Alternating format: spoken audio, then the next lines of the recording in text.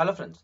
ఈసారి సంక్రాంతికి వచ్చిన మూవీస్ అన్నిటిలోని సంక్రాంతికి వస్తున్న మూవీ అయితే సూపర్ బ్లాక్ బస్టర్ అయిందనమాట. ఈసారి సంక్రాంతి విన్నర్ ఆ మూవీయే. అనిల్ రావుపూడి గారు చాలా బాగా చిత్రీకరించారనమాట సినిమాని. ఇందులో ఫస్ట్ మనం వెంకటేష్ గారి గురించి మాట్లాడుకుందాము. ఆయన ఈ సినిమాకి ముందు సైంధవ్ చేశారనమాట. అది కూడా లాస్ట్ టైం సంక్రాంతికే రిలీజ్ అయింది. ఆ మూవీ చాలా అటు ఇటు కాకుండా చాలా ఫ్లాప్ లో నడిచింది అనమాట ఆ టైంలో. ఎందుకంటే యాక్షన్ కానీ ఆ టైంలో ఎవరికి ఎక్కలేదు అది. ఈసారి ఫ్యామిలీ మూవీ తీసి ఆ కామెడీని బాగా పండించి వెంకటేష్ గారు చాలా బాగా యాడ్ చేశారు కూడా ఈ సినిమాలో. అండ్ మనము నెక్స్ట్ క్యాస్ట్ వచ్చేసి మీనాక్షి చౌదరి గారి గురించి మాట్లాడుకుంటే తను ఒక ఫస్ట్ డెంటిస్ట్ అనమాట. తను డెంటిస్ట్ తర్వాత మిస్ ఇండియా కాంపిటీషన్స్కి వెళ్ళింది. తను 2018 మిస్ ఇండియా అనమాట. షీఈ్ లైక్ ఇంటర్నేషనల్ కాంపిటీషన్స్ లో కూడా పార్టిసిపేట్ చేసింది. తర్వాత ఇంకా మన తెలుగు ఫిలిమ్స్ లో చాలా సినిమాస్ లోనే యాక్టింగ్ చేసింది అనమాట. అండ్ ఇంకా చెప్పాలంటే తన గురించి షీఈ్ నోన్ యాక్టర్ అందరికి. లక్కీ భాస్కర్ లో చేశారు రీసెంట్ గా. అండ్ కొన్ని రికగ్నైజ్డ్ మూవీస్ గోట్ లో కూడా చేశారు కదా.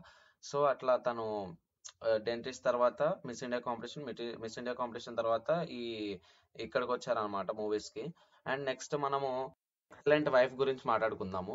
ఎవరో కాదు, ఐశ్వర్య రాజేష్ గారు. ఈ సినిమాలో ఎక్సలెంట్ వైఫ్ అని ఇచ్చారు కదా. సో తన గురించి మాట్లాడుకుంటే తను ఒక చిన్నప్పటి నుంచి చాలా కష్టపడి పైకి వచ్చారనమాట. ఎందుకంటే చిన్నప్పుడే తన తండ్రి చనిపోయారు అండ్ తన ఇద్దరి సోదరులు కూడా రోడ్ యాక్సిడెంట్ లో చనిపోయారు అనమాట. మన పాత తెలుగు సినిమాలు చూసుకుంటే అందులో ఒక లేడీ కమీడియన్ అయితే ఉన్నారు, శ్రీదేవి గారు అనే పేరుతో. తన మేనకోడలే మన ఐశ్వర్య రాజేష్ గారు అనమాట. అండ్ ఐశ్వర్య రాజేష్ గారు చిన్నప్పుడే వీళ్ళ తండ్రి గారు చనిపోవడం వల్ల ఆర్థికంగా సహాయపడడం కోసం ఇంటి కోసము తను సేల్స్ గర్ల్ గా అయితే రానిచ్చారు మనకి. ఆర్థికంగా సహాయం చేయాలి ఇంటికి అని చెప్పేసి సేల్స్ గర్ల్ గా ఎక్కువ చేశారనమాట. అక్కడి నుంచి ఇంత పెద్ద సినిమా చేయడం అనేది మనము ఒక హ్యాండ్స్ ఆఫ్ అనేది చెప్పుకోవాలి. ఎందుకంటే మనకి తను ఆర్థికంగా వాళ్ళ ఇంటికి సాయం చేసి తర్వాత ఇలా యాక్టర్ గా కెరియర్ ని మలుచుకోవడం అనేది చాలా డిఫికల్ట్ అయిన విషయం అది. అండ్ ఇంకా చెప్పాలంటే ఈ సినిమాకి ఒక మెయిన్ పిల్లర్ ఐశ్వర్య రాజేష్ గారి యాక్టింగ్. తను ఈ సినిమాలో మంచి పాత్ర అయితే పోషించారు, నేను చెప్తున్నా. మీరు ఒకసారి ఆ సినిమా చూడండి, తన యాక్టింగ్ చూడండి. వేరే లెవెల్ ఉంటుంది అనమాట తన యాక్టింగ్ కూడా. అండ్ ఈ సినిమా గురించి ఇంకా చెప్పాలంటే ఇప్పటికే చాలా ప్రాఫిట్స్ అయితే వచ్చినాయి. ఇప్పటికి 10 days అయింది సినిమా రిలీజ్ అయ్యి.